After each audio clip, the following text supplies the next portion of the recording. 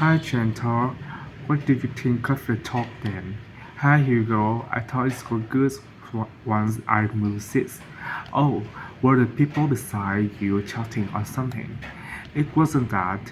I went early so that I'd get a seat and not have to stand. But then this guy sat right in front of me and he was so tall. It's hard to see through people's heads, right? Isn't it? Impossible.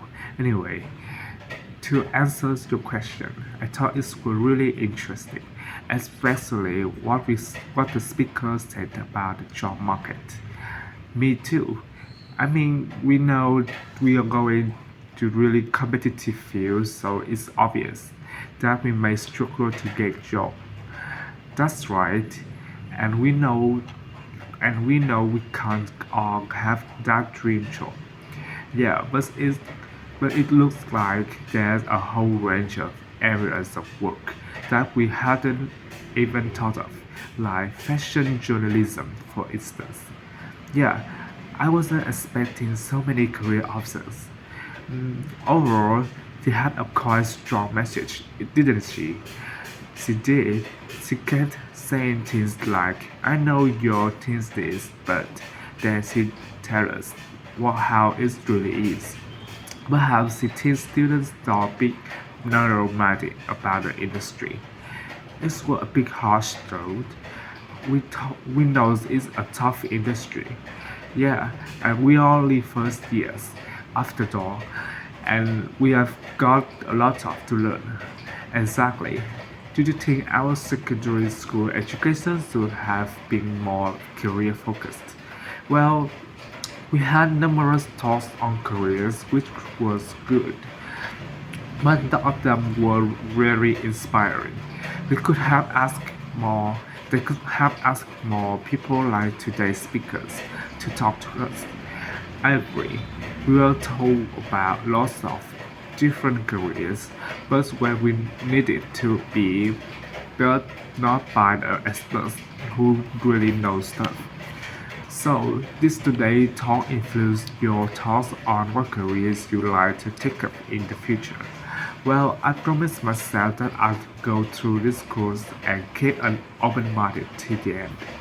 But I think it's better to pick an area of the industry now and then aim to get a better and better at it.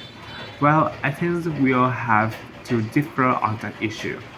One thing's for certain though, from what he said, we will be unpaid assistants in the industry for quite a long time. Hmm, I'm prepared for that, aren't you?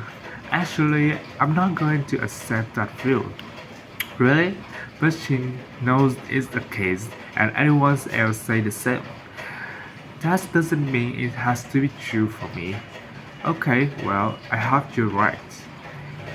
I thought the speaker account of her first job was fascinating.